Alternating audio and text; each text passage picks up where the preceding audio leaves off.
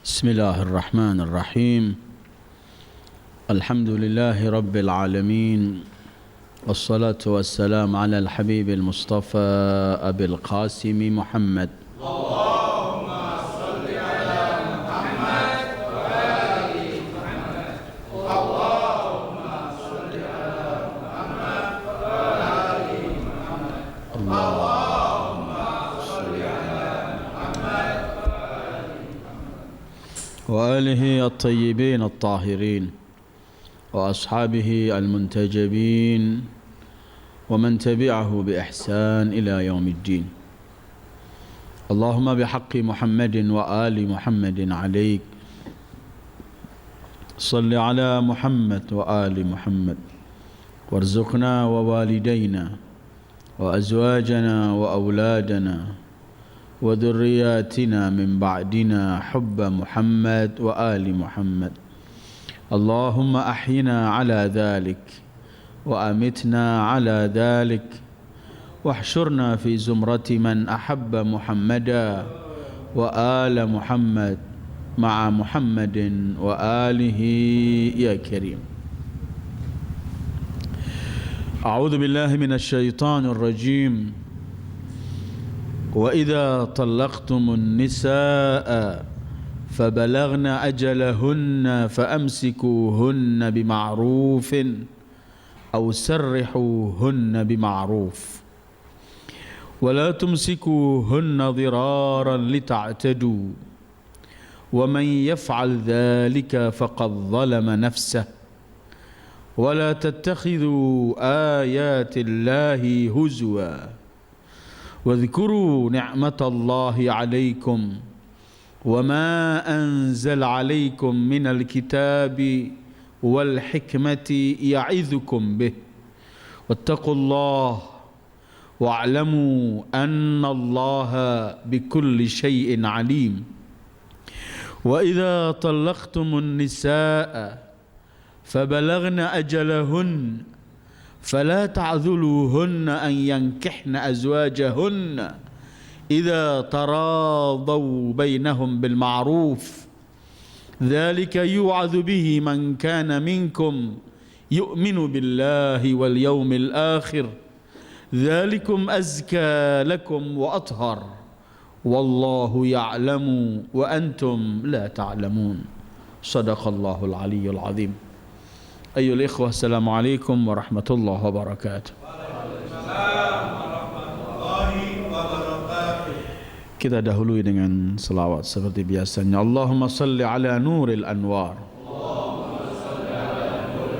wa sirril asrar wa tiryakil aghyar miftahi babil yasar Sayyidina Muhammadin al-Mukhtar wa alihi al-athhar wa ashabihi al-akhyar adada ni'amillahi wa ifdalih.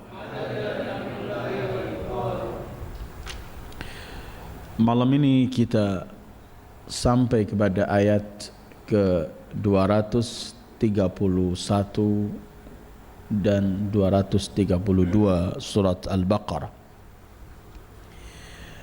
Kajian kita masih seperti beberapa minggu terakhir ini berkaitan dengan rumah tangga dan khususnya berkaitan dengan perceraian.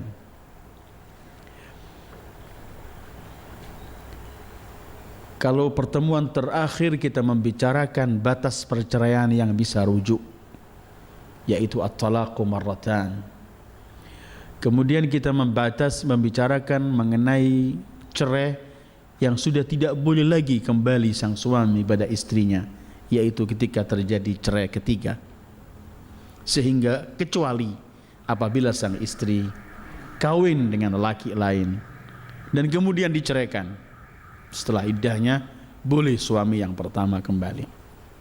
Itu yang kita kaji akhir dalam pertemuan ayat 2829 sampai 30.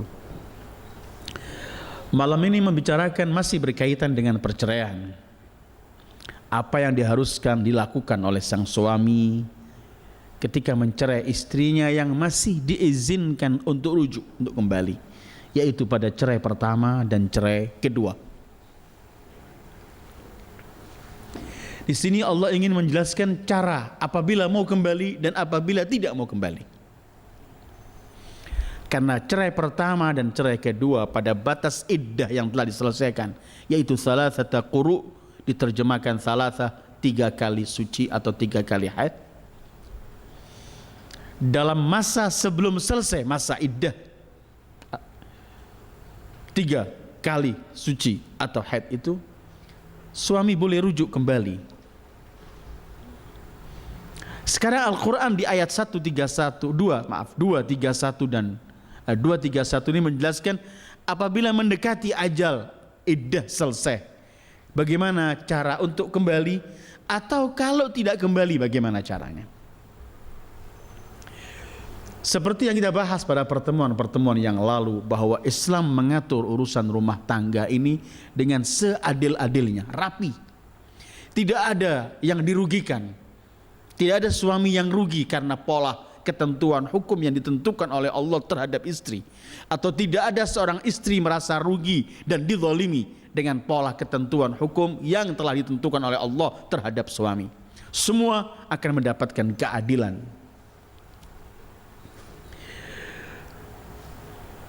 Wa idza talaqtumun nisaa, apabila kalian menceraikan wanita, fabalaghna ajalahunna, maka kemudian ajal iddahnya yang 3 kali quru, itu diartikan haid atau suci, dan mendekati. Balaghna ajalahunna artinya qarabna, hampir selesai ajalnya, di mana masa masih boleh kembali rujuk tanpa dilakukan sesuatu.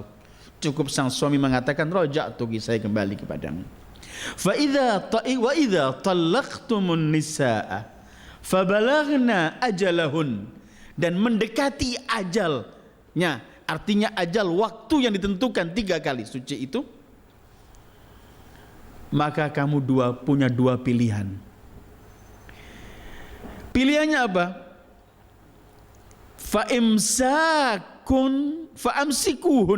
Fa'amsikuhunna bima'ruf, maka kembali peganglah, artinya rujuk kembalilah, supaya wanita yang tadi kamu cerai sebelum habis waktu iddahnya menjadi milikmu kembali dengan rujuk. Fa'amsikuhun, karena al-imsak memegang, artinya kembali dalam kekuasaanmu.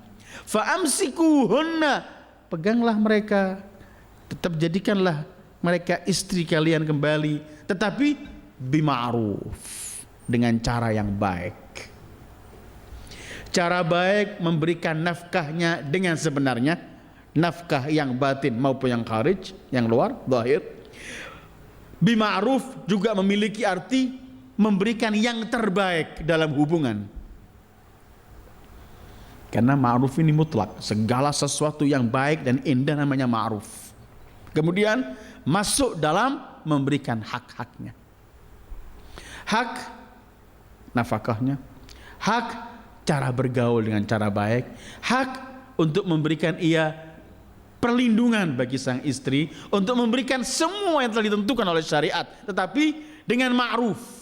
Dan ini kalimat ayat saya sebutkan bahwa ketika kita masuk membicarakan masalah rumah tangga ini dalam ayat yang hampir 12 yang mulai kita baca beberapa minggu lalu sampai hari ini, dan mungkin sampai beberapa minggu yang akan datang, ini ada 12 lebih kalimat ma'ruf Allah titipkan dalam urusan rumah tangga ini. Dalam semua hal Allah titipkan kalimat ma'ruf, baik. Perilakukan perilaku yang baik.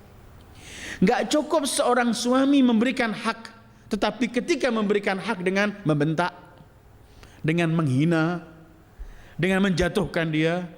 Tidak cukup juga sang istri memberikan hak suaminya, tapi dengan cara yang tidak ma'ruf, dengan wajah yang cemberut, dengan cara kata-kata yang tidak indah. Tapi yang diinginkan oleh Al-Quran semuanya fa'amsikuhunna. Kalau kemarin kita baca imsakun bima'ruf, tasrihun biihsan, ini hampir sama, tapi ini langsung mukhatabnya Allah titip, seakan-akan Allah titip kepada para suami, amsikuhunna, peganglah mereka istri-istri itu bima'ruf, dengan baik. Atau kalau sudah enggak mau lagi, Fa'amsikuhunna bima'ruf, peganglah, kembalilah rujuk, jadikan istri tapi dengan cara baik, atau ausarrihuhunna bima'ruf, atau tinggalkan masa iddah habis dan kamu enggak kembali, enggak rujuk, enggak kamu jadikan istri lagi, sarrihuhunna, lepaskan mereka, tinggalkan mereka, tapi bima'ruf, juga tetap dengan yang baik. Bukan kita teriak untuk mengumbar aib mantan istri, bukan kita teriak-teriak mencaci, mencela dan semuanya, tapi kalau mau kembali, kembalilah bima'ruf. Kalau mau dilepas, enggak mau kembali, biar dia memilih nasibnya sendiri, tapi tetap bima'ruf. Amsikuhunna bima'ruf atau sarrihuhunna bima'ruf. Ini perintah ini seakan-akan langsung Allah berbicara kepada para suami. Kalau memegang mereka, kalau menjadikan mereka istri kembali, maka ingat pesan saya ma'ruf. Kalau mau melepas mereka, lepas juga dengan ma'ruf. Ini yang kita bisa melihat ahadis-ahadis yang ada, sabda Rasulullah sallallahu alaihi wa alihi a'immatul athhar, bahwa wanita itu adalah titipan Allah. Kalian mengambil mereka dengan nama Allah, maka ketika sesuatu yang tadinya haram menjadi halal dengan nama Allah, maka nama Allah itulah pemilik wanita itu berkata, amsikuhun, pegang mereka dengan ma'ruf atau sarrihuhunna bima'ruf. Tidak ada alasan untuk melakukan yang jelek, tapi selalu pesannya lakukan yang baik. Ketika masih kembali menjadi istri atau telah di luar, enggak mau kembali lagi, tapi tetap bima'ruf. Wa idza balagna wa idza talaqtumun nisa, kalau kalian menceraikan perempuan, fa balagna ajalahunna, artinya telah mendekati masa ajalnya, fa amsikuhunna bima'ruf, peganglah mereka sebagai istri tapi dengan cara ma'ruf, dengan baik, atau sarrihuhun, biar ajalnya selesai dan enggak kembali, selesai, cerai. Dia mau cerai, mau kawin sama, terserah, selesai. Tapi tetap wa amsikuhunna bima'ruf au sarrihuhunna bima'ruf. Terus kalimat amsikuhunna bima'ruf, kalimat wa ausarrihuhunna bima'ruf sudah memberi arti begini: kalau mau kembali, kembali dengan cara baik. Kalau mau ditinggalkan, dibiarkan, dicerai dengan cara baik. Tapi masih Allah ulangi lagi, Allah kuatkan lagi dengan firman-Nya, wala tumsikuhunna dhiraran lita'tadu. Jangan kalian ambil lagi, kembalian rujuk kembali, tetapi untuk mencelakakan istri itu.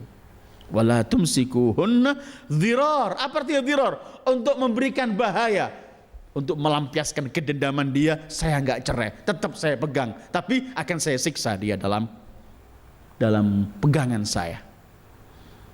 Wala tumsikuhunna dhiraran. Jangan sampai kalian memegang mereka, menjadikan mereka tetap sebagai istri, tapi dhiraran, untuk memberikan bencana, bahaya. Untuk apa? Lita'tadu, karena kalian ingin melakukan yang terjelek untuk dia, untuk memberikan udwanan, permusuhan dan kehinaan. Padahal amsikuhunna bima'ruf sudah punya arti ini.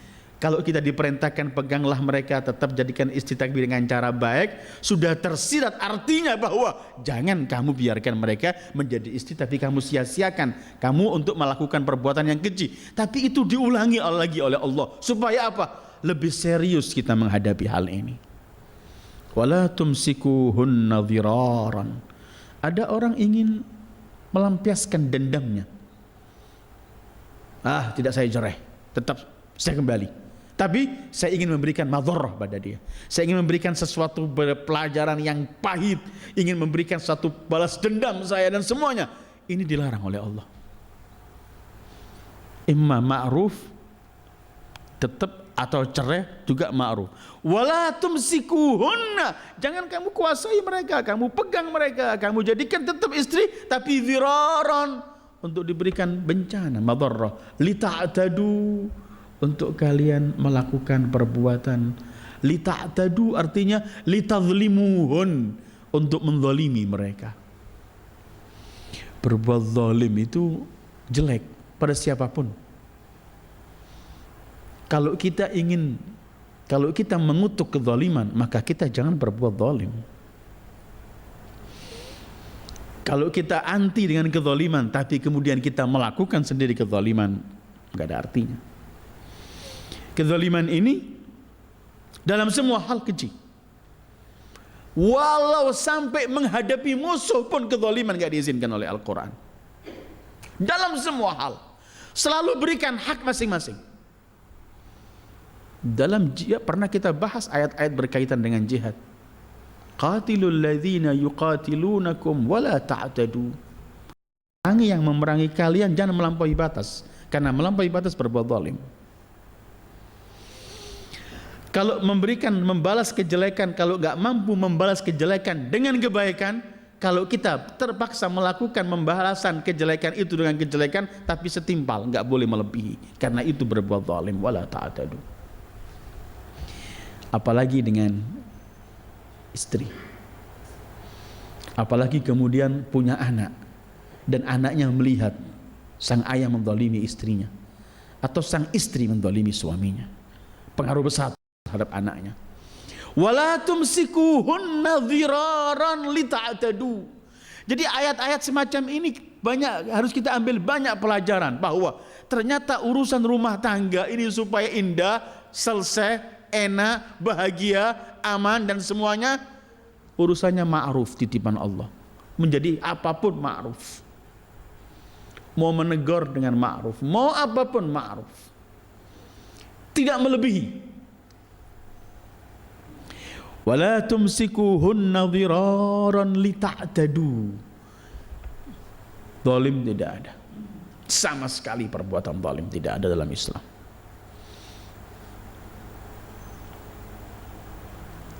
Cuman sebentar lagi akan saya sebutkan, ayat ini nggak selesai, karena bukan semua orang bisa melakukan ini.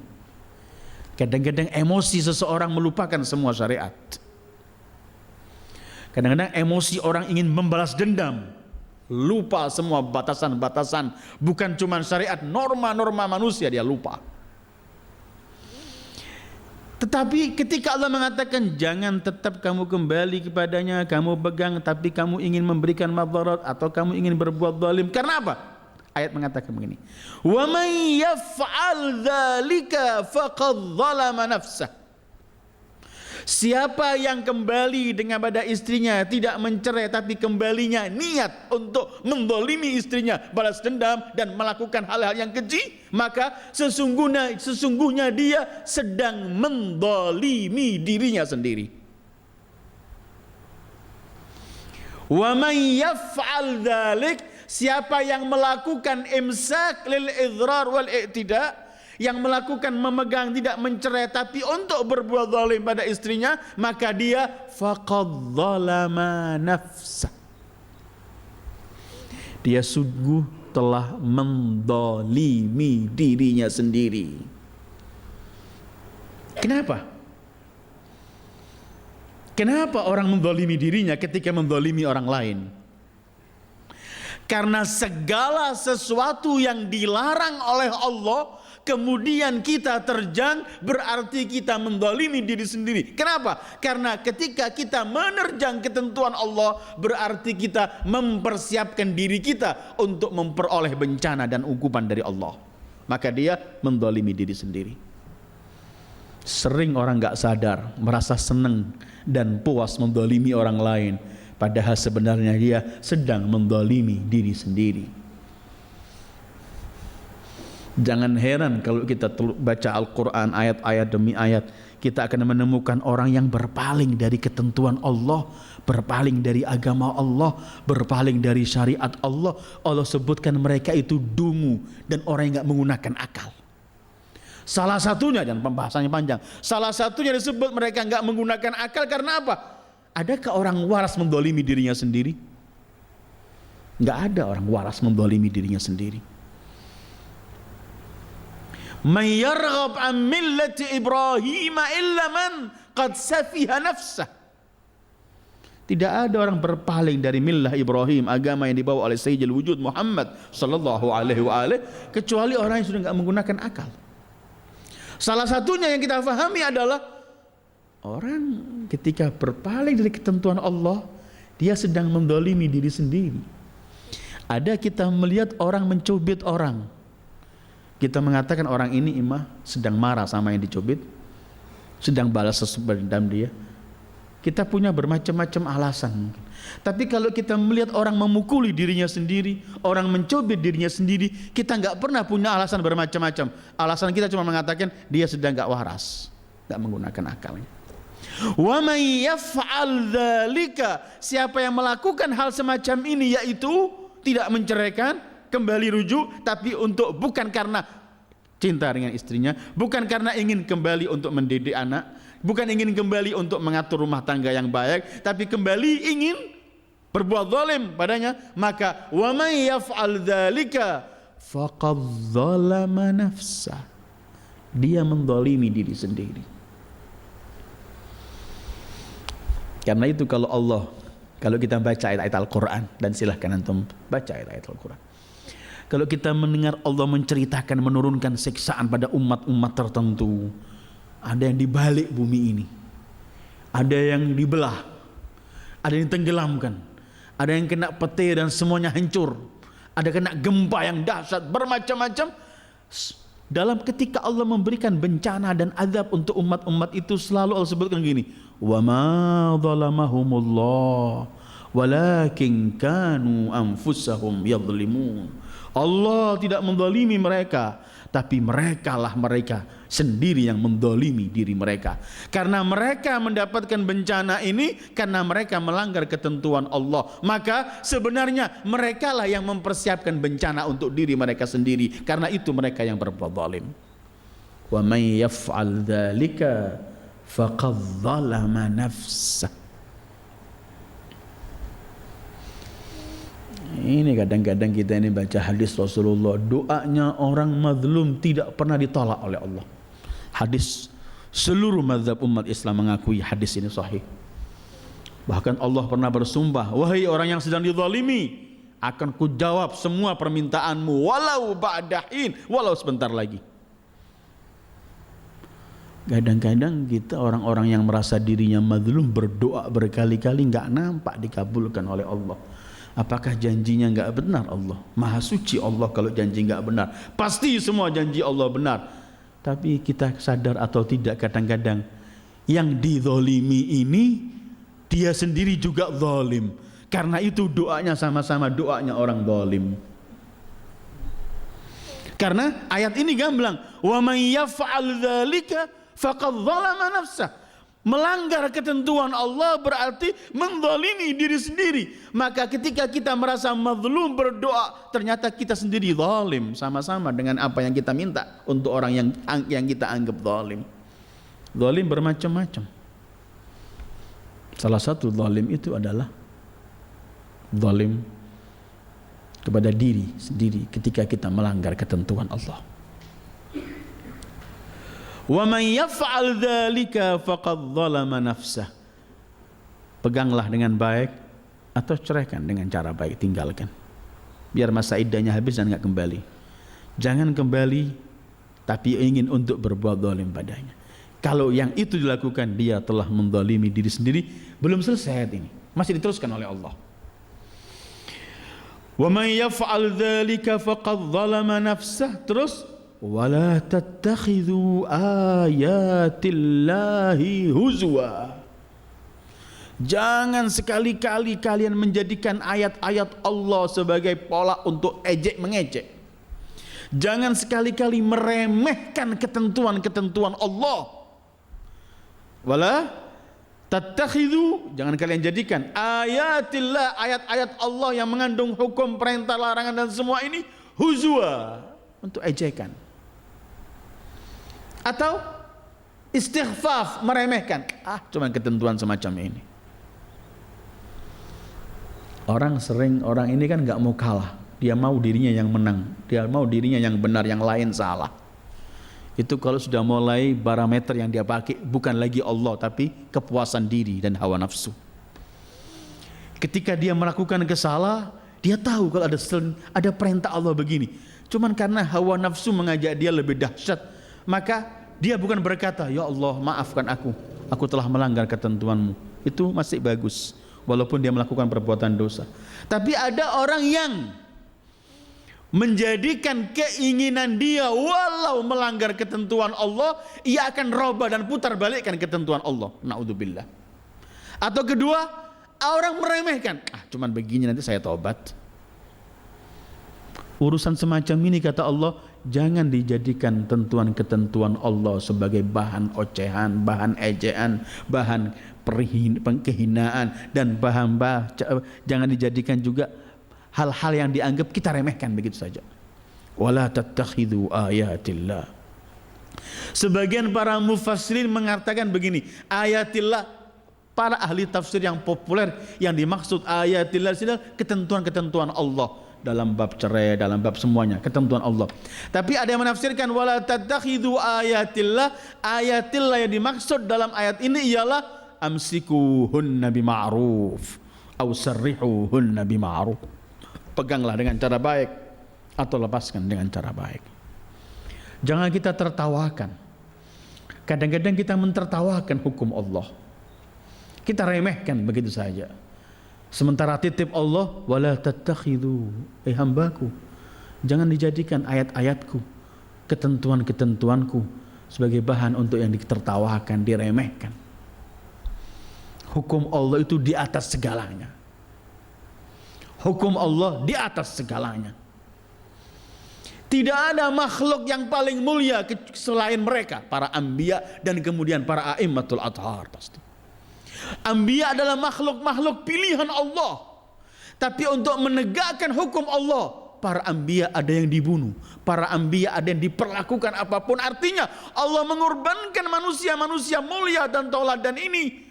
Mereka dikorbankan untuk apa? Menjaga hukumnya. Berarti hukum Allah di atas segalanya. Bukan hal yang murah hukum Allah. Karena itu Allah berfirman, wala tattakhidhu ayatillahi huzwa. Apakah berkaitan dengan cerai saja? Dalam bab ini bab kaitan dengan cerai khususnya, tetapi jangan dijadikan ayat-ayat Allah sebagai bahan ocehan atau peremehan.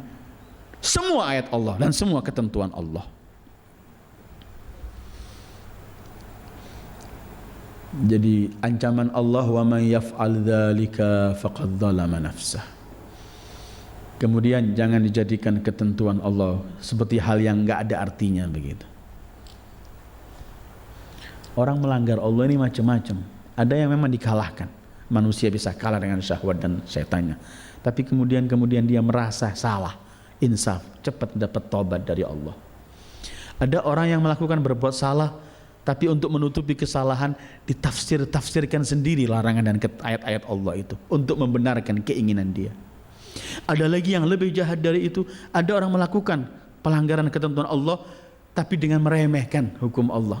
Gampang deh, nanti saya minta maaf sama Allah. Padahal taubat itu bukan sesuatu yang mudah dari kita. Banyaknya orang meremehkan hukum Allah, tidak mendapat taufik dari Allah untuk hidayat, untuk taubat, maaf. Ada orang yang melanggar dan tahu kalau dia melanggar, menyesali, orang itu akan mendapatkan taufik untuk hidayah, untuk taubat. Kalau kita nggak mendapatkan taufik untuk taubat, tidak pernah mampu kita taubat sama sekali. Taubat ini bukan cuma mampu mengangkat tangan mengucapkan kalimat astaghfirullah wa atubu ilaih, tapi mengangkat tangan mengucapkan ini, penyesalan, semua itu taufik dari Allah. Taballahu alaihim liyatubu. Firman Allah dalam surat Taubah ketika mengenai 3 orang yang melanggar, gak ikut perang sama Rasulullah, Allah sebutkan taballahu alaihim. Allah berikan taubat Allah kepada mereka untuk apa? Liyatubu, agar mereka mampu berbuat taubat. Kalau nggak diberi yang pertama itu kita nggak mampu. Salah satu yang tidak pernah mendapatkan taufik untuk taubat, untuk minta ampun, ialah orang yang meremehkan hukum Allah. Akui salah kalau salah dan sesalilah, tapi jangan meremehkan hukum Allah.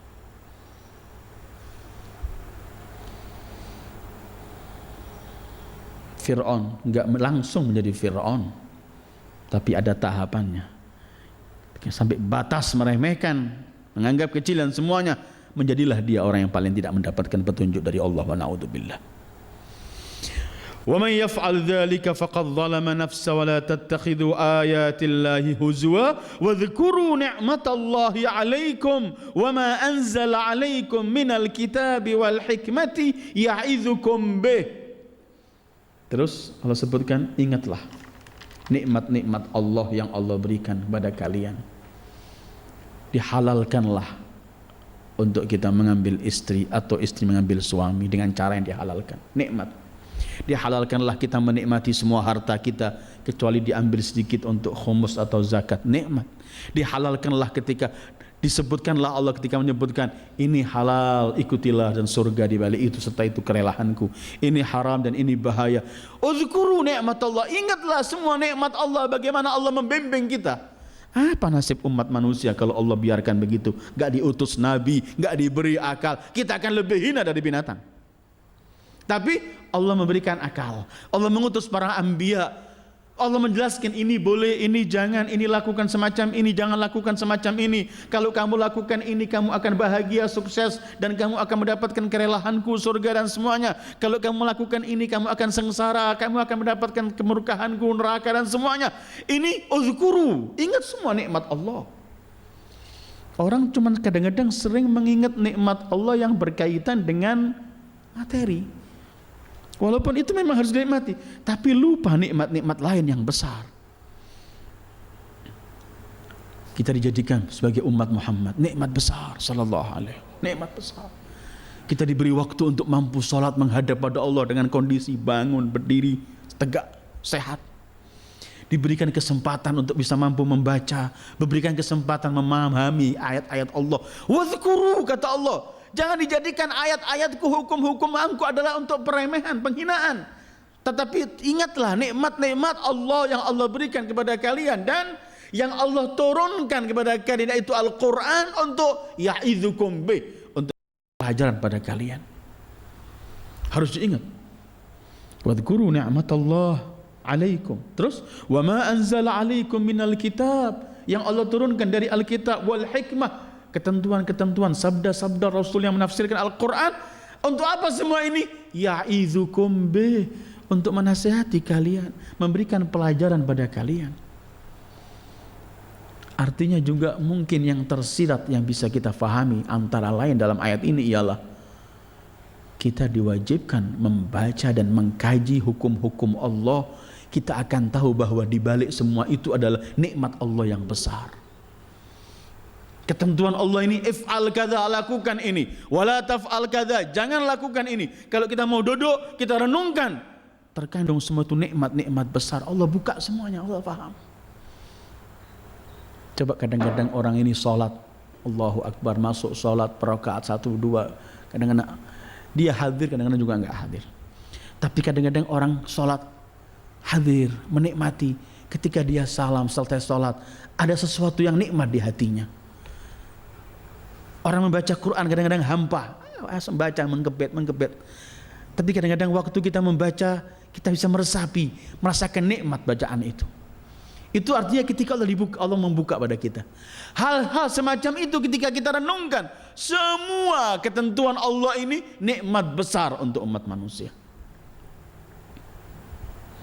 Ya'idzukum bih, Allah untuk memberikan pelajaran bagi kalian. Semua ini Allah berikan cuma ya'idzukum bih. Jadi mengatakan kalau cerai begini, kalau kembali begini, kalau berkeluarga begini, kalau begini, ini semua adalah Allah tentukan ayat-ayat Al-Quran untuk apa? Untuk memberikan pelajaran terbaik untuk kalian. Ya'idzukum bih, semuanya untuk kalian. Terus wattaqullah, karena itu bertakwalah kepada Allah. Jangan remehkan hukum-hukum Allah. Jangan dianggap remeh dan kecil hukum-hukum Allah. Selamatkanlah diri Anda dengan takwa kepada Allah, dengan memegang teguh hukum-hukum Allah. Terus dengarkan Allah akhiri ayat ini. Wallahu ya'lamu wa antum la ta'lamun. Kalau arti letter lucknya memang Allah yang maha mengetahui, ya'lamu, yang tahu. Wa antum la ta'lamun, kalian enggak tahu. Tapi ayat ini, apakah Allah cuman ingin memberitahu pada kita bahwa Allah yang tahu, Allah yang paling tahu? Kalau itu enggak perlu sesuatu yang pasti. Siapa yang pernah meragukan kalau Allah yang lebih tahu? Kalau Allah cuma menyebutkan wallahu ya'lamu, ingin mengajarkan kepada umat manusia bahwa Allah yang maha tahu, Allah lebih tahu, kita akan mengatakan itu pasti ya Rabb, pasti, nggak ada yang diingkari lagi. Pasti Allah maha mengetahui, kita nggak tahu apa ilmu kita di hadapan Allah. Tapi ayat ini setelah membicarakan hukum-hukum Allah, setelah menjelaskan yang melanggar hukum Allah berarti menzalimi dirinya sendiri, setelah menjelaskan jangan dijadikan hukum Allah untuk yang diremehkan atau dianggap remeh dan kecil, setelah menjelaskan bahwa ingatlah nikmat-nikmat Allah, setelah menjelaskan bahwa Al-Quran dan ketentuan Rasulullah untuk memberikan pelajaran bagi kalian, setelah semua ini Allah mengakhiri wallahu ya'lamu wa antum la ta'lamun. Pasti ada hal sesuatu, bukan cuma ingin mengatakan Allah maha mengetahui, tapi Allah ingin jelaskan begini, pegang teguhlah hukum-hukumku dan ketentuanku, karena aku yang paling tahu apa di balik hukum yang kutentukan itu. Apa di balik ketentuan Allah? Pasti yang terbaik untuk manusia. Kadang-kadang kita nggak memahami, tetapi yakinilah wallahu ya'lamu ketika menentukan semua hukum-hukum itu. Wa antum la ta'lamun, kalian tidak tahu. Tidak tahu. Enggak disadari. Bedanya seorang mukmin sama yang bukan mukmin. Orang yang bukan mukmin melaksanakan sesuatu itu, dia enggak pernah puas melakukan sesuatu sebelum dia tahu apa yang saya lakukan ini. Kemudian dia bimbang apa benar atau tidak. Kalau iya, apa di balik ini? Dia tidak pernah akan melangkahkan kakinya untuk melakukan sebelum dia tahu hal ini. Sementara mukmin tidak. Mukmin ini berangkat melakukan hukum Allah dengan yakin bahwa pasti ada sesuatu yang baik di balik perintah ini, dan pasti ada sesuatu yang jelek di balik larangan ini. Kemudian dia tahu atau tidak, dia lepas, bebannya habis. Walaupun tetap kita diperintahkan oleh Allah untuk mengkaji, tetapi keimanan kita itu adalah keimanan yang paling menenteramkan hati, karena saya mendapatkan ketentuan dari zat yang maha mengetahui apa yang terbaik dari saya, maka semua ketentuannya pasti terbaik untuk saya. Ketika perintah di baliknya pasti manfaat, ketika larangan di baliknya pasti madarat. Wallahu ya'lamu wa antum la ta'lam. Ini dalam bab hukum. Dalam bab selain hukum juga begitu. Seperti yang pernah kita kaji, kutiba alaikumul qitalu wa huwa kurhun lakum wa asa an takrahu syai'an wa huwa khairul lakum wa asa an tuhibbu syai'an wa huwa syarrul lakum wallahu ya'lamu wa antum la ta'lamun. Diwajibkan jihad pada kalian, dan ini berat untuk kalian. Tetapi ada sesuatu yang kalian benci, ternyata di balik yang kalian benci itu ada kebaikan untuk kalian. Ada sesuatu yang kalian senangi, tapi di balik yang kalian senangi itu ada bencana untuk kalian. Wallahu ya'lamu wa antum la ta'lamun.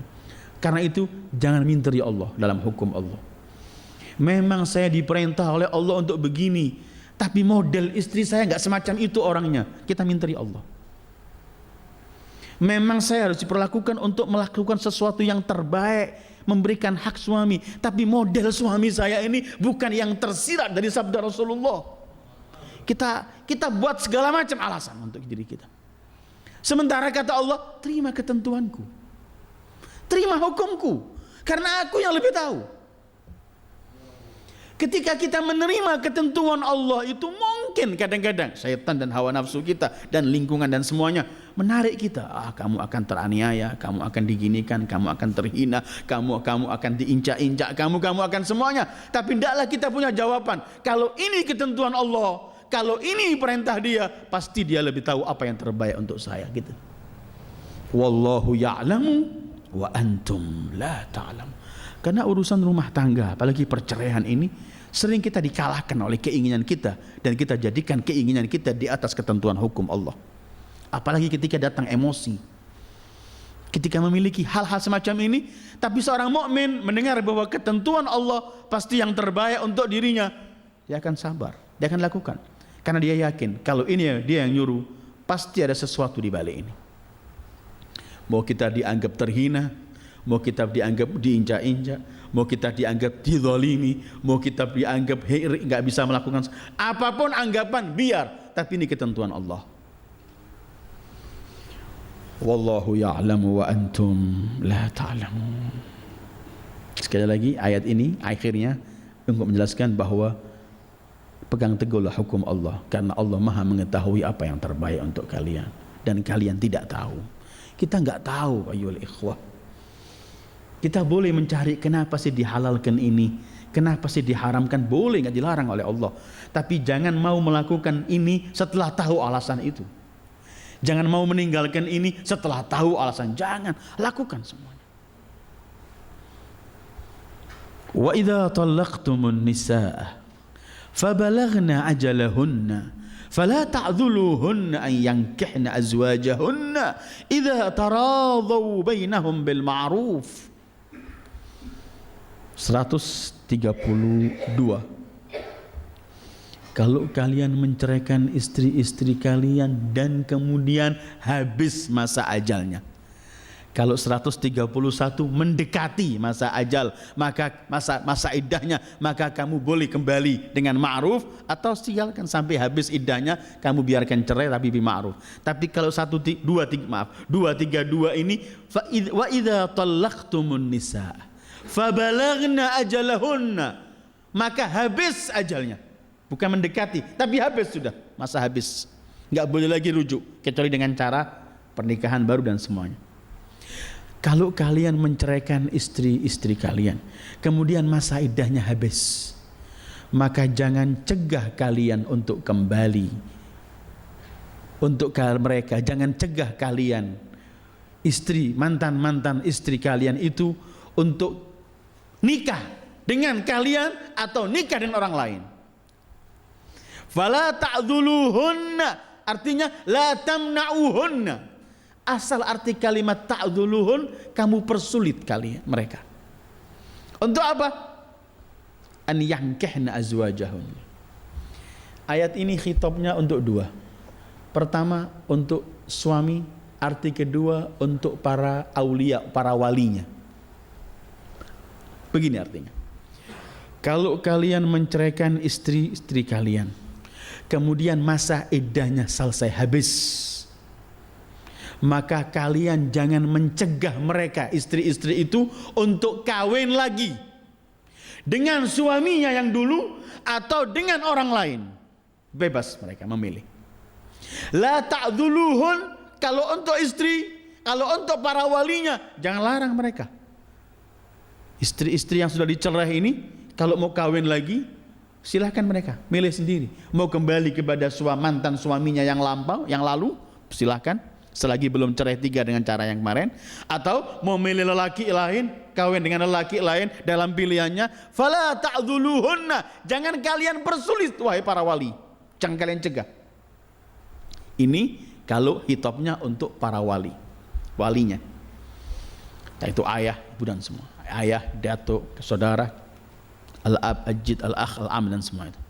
Atau kalau khitabnya untuk para suami, wahai para suami, kalau kalian telah menceraikan istri-istri kalian dan telah habis masa iddahnya, maka kalian jangan persulit mereka untuk kawin dengan lelaki lain.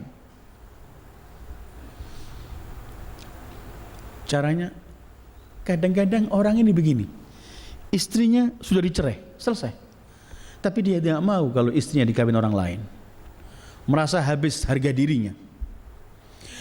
Tapi ayat ini jelas, wala ta'dhuluhun ay la tamna'uhun, jangan cegah kalian. Kadang-kadang alasannya mentertawakan harga diri. Apakah Allah enggak punya harga ketika menentukan hukumnya? Kita lebih tahu harga diri kita. Siapa kita? Gengsi. Apakah Allah enggak memahami bahwa manusia punya sifat gengsi? Apakah gengsi dengan ketentuan hukum Allah? Jadi ayat ini kepada para wali, jangan melarang Istri-istri yang pernah dicerai itu setelah selesai iddahnya silahkan. Mereka mau kawin lagi kembali dengan suami yang lalu atau dengan laki yang lain, selesai. Selagi tetap dengan garis kufu yang ada dalam ketentuan Islam. Atau para suami, jangan kalian melarang. Fala ta'dhuluhunna an yankihna azwajahun idza taradaw bainahum bil ma'ruf. Kalau sudah masing-masing saling memiliki kesefahaman, kerelaan dengan cara yang ditentukan oleh Allah dengan cara ma'ruf. Jadi wanita ini memang dalam Islam punya hak yang spesial. Salah orang orientalis yang selalu menuduh Islam menjadikan wanita makhluk nomor 2. Wanita dalam Islam diletakkan di atas, diberikan hak-hak yang sangat indah, bak berlian dan mutiara yang dijaga. Ada hak sehingga Sayyidul Wujud Muhammad sallallahu alaihi wasallam, tidak ada orang mulia seperti Sayyidul Wujud, di atas segalanya beliau sallallahu alaihi wasallam. Ketika beliau ingin menjelaskan siapa yang mulia dan siapa yang hina, keji, beliau pernah bersabda sallallahu alaihi wasallam, ma akraman nisaa illa karim wa ma ahanahunna illa laim. Tidak memuliakan dan menyanjung seorang wanita kecuali ia orang mulia, dan tidak meremehkan, menghinakan wanita kecuali ia orang yang keji, laim, enggak kenal budi. Kadang-kadang ada orang berani tapi dengan wanita enggak ada artinya. Kalau berani dengan para lelaki, dengan para pahlawan, dengan para pemberani. Ada orang bangga kalau istri saya di bawah kaki saya. Istri saya enggak berani tanya apapun. Istri ini bukan binatang, bukan juga merupakan makhluk nomor sekian, tapi istri itu titipan Allah. Kita bisa melakukan sesuatu dengan istri itu karena dengan nama Allah dan seizin Allah. Kalau kita membaca haknya hayawan, kita dilarang menzalimi hayawan, kita jadikan tempat untuk titis-titisan kata orang Jawa.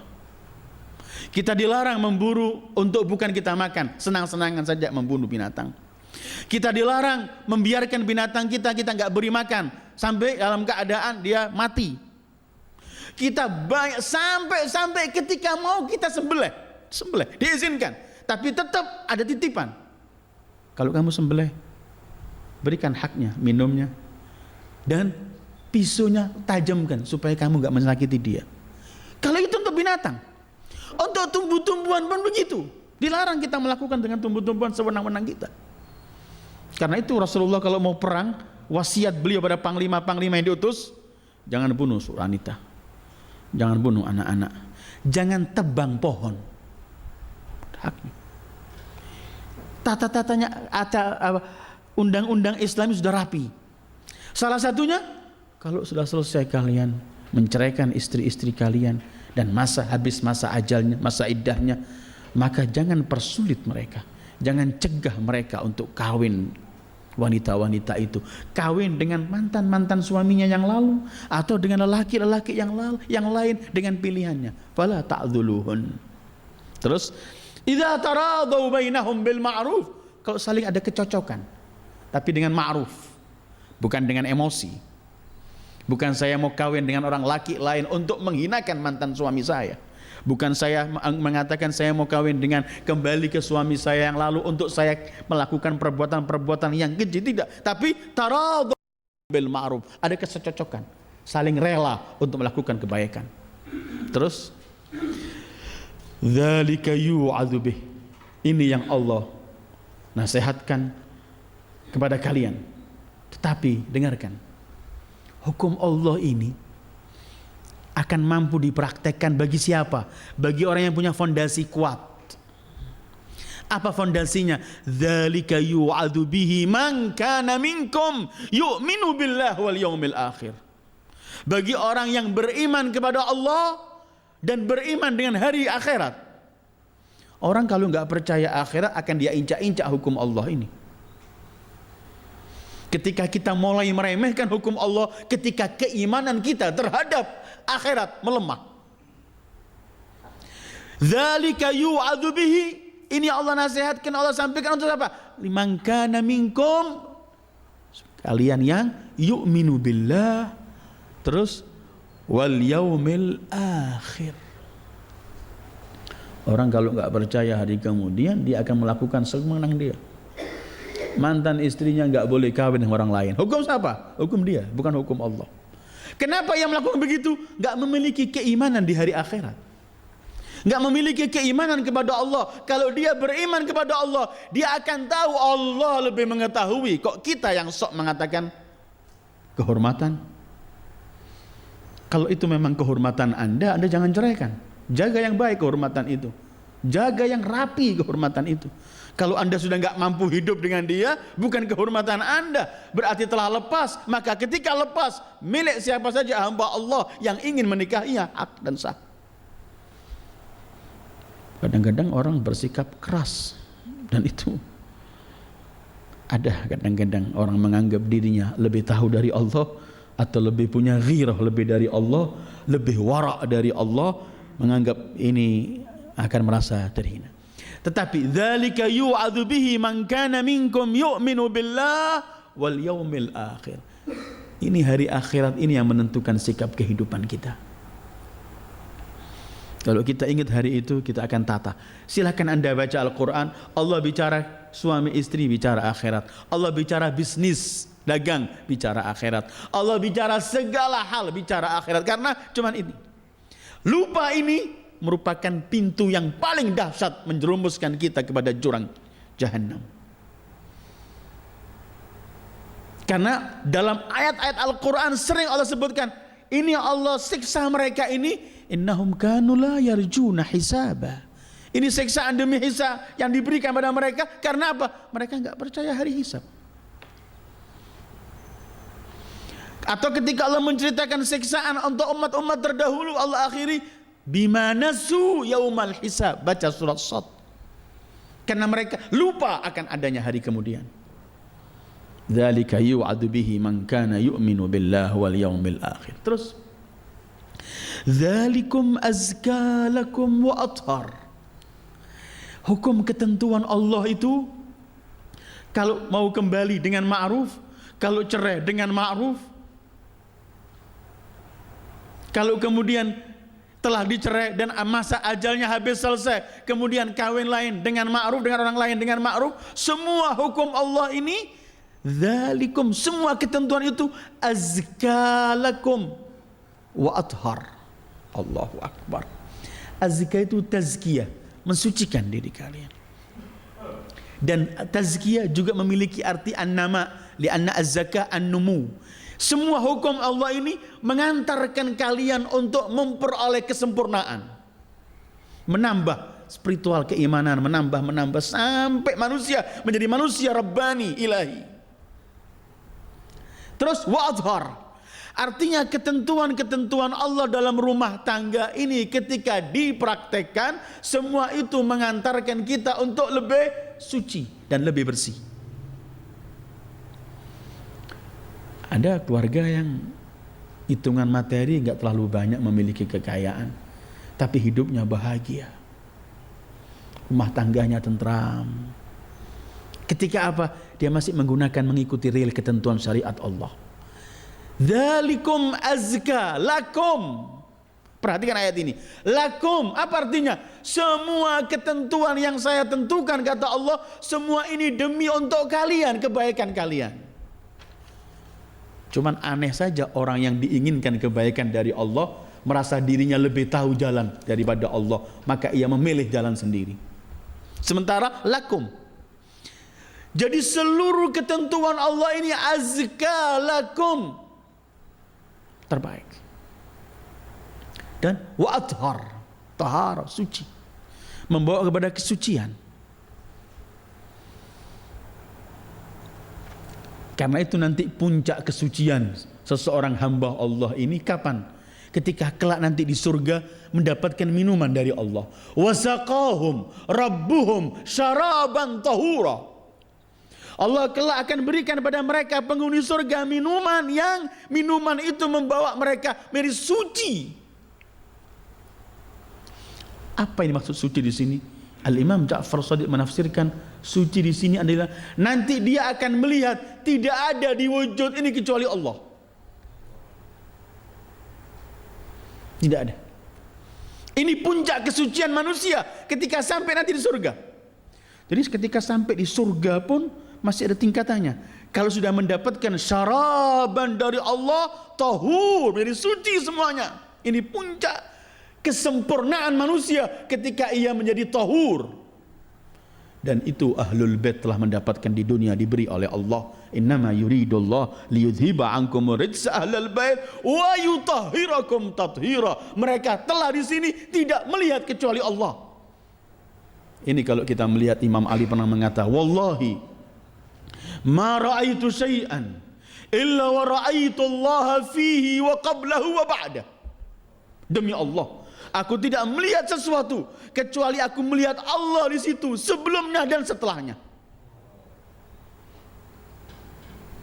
Kenapa nanti penghuni surga ini Allah sebutkan mereka akan melihat Allah? Dalam arti mereka seakan-akan kalau kita baca ayat-ayatnya mereka enggak melihat kecuali Allah. Padahal memang kita enggak mampu melihat dengan mata kepala, tapi mata hati.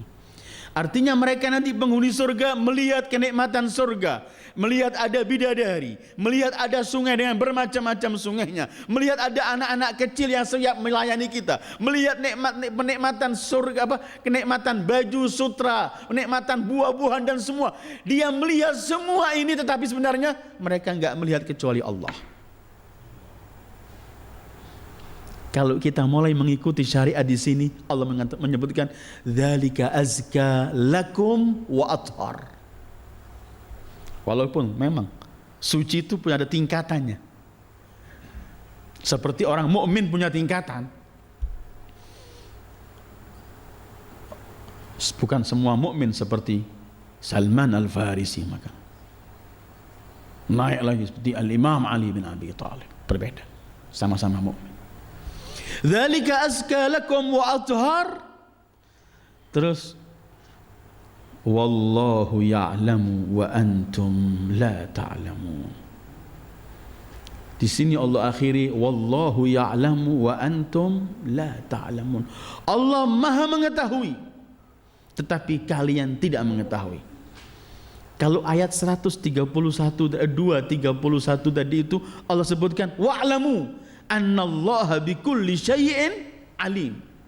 Ketahuilah Allah dalam hal segala sesuatu Maha mengetahui. Tapi ayat ini wallahu ya'lamu wa antum la ta'lamun. Tadi ayat ini saya dahulukan tafsirnya, memiliki arti yang bersamaan dalam urusan ke perceraian dan lainnya. Allah Maha mengetahui dan Allah mengetahui semua niat kita. Kemudian di urusan ini juga Allah akhiri bahwa Allah Maha mengetahui bahwa hukum-hukum yang ditentukan itu selalu terbaik untuk kalian. Jadi ada wallahu bikulli syai'in alim, supaya kita jangan pandai berbicara sesuatu padahal niatnya jelek.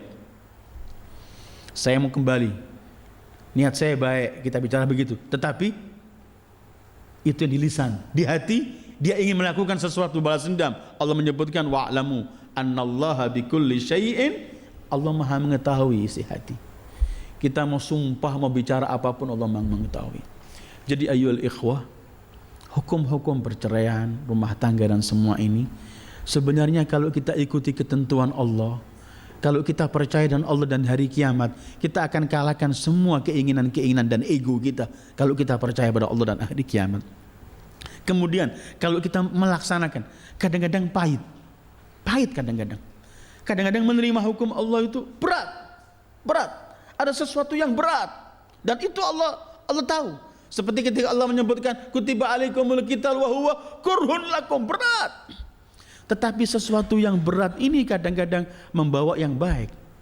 Sering kita sabar minum obat pahit, minum jamu pahit, gak enak diminum. Tapi kita sabar minum karena kita yakin bahwa di balik pahit ini ada kesembuhan untuk badan saya. Maka saya sembuh, mau minum pahit daripada nanti diamputasi, dipotong dan semua. Saya minum pahit. Ini yang disebutkan oleh Al-Imam Ali bin Abi Thalib, al-haqqu thaqil lakinnahu mari. wal batilu khafif walakinnahu wabi. Hak itu berat tapi akibatnya sangat-sangat menyenangkan. Batil itu ringan tapi akibatnya sangat-sangat menghancurkan. Naik dengan turun berbeda, lebih mudah turun. Karena itu huffatil jannatu bil makarih wa huffatin nar bis syahawat. Masuk surga itu dikelilingi banyak hal-hal yang sulit. Kadang-kadang hukum Allah itu sulit. Sepintas kita lihat sulit, tapi dibaliknya azka lakum wa athhar. Lebih baik untuk kalian. Mungkin kita belum tahu sehari 2 hari, mungkin seminggu 2 minggu belum nampak, mungkin sebulan 2 bulan belum nampak. Tapi yakinilah, enggak sebulan, enggak 2 bulan, setahun, enggak setahun, 10 tahun, tapi pasti dan pasti azka lakum wa athhar, lebih baik dan lebih mampu mensucikan diri. Sekali lagi saya ulangi, akhir ayat 231, wa'lamu annallaha bikulli syai'in alim. Ketahuilah Allah Maha mengetahui apapun dalam segala sesuatu. 232 Allah akhiri setelah azka lakum wa athhar, wallahu ya'lamu wa antum la ta'lamun. Allah mengetahui dalam arti sudahlah, pegang teguhlah syariatku, jangan kamu bimbang, karena aku lebih tahu apa yang terbaik untuk kamu. Wa sallallahu ala khairi khalqi Muhammad wa alihi ajma'in. Wassalamu alaikum warahmatullahi wabarakatuh.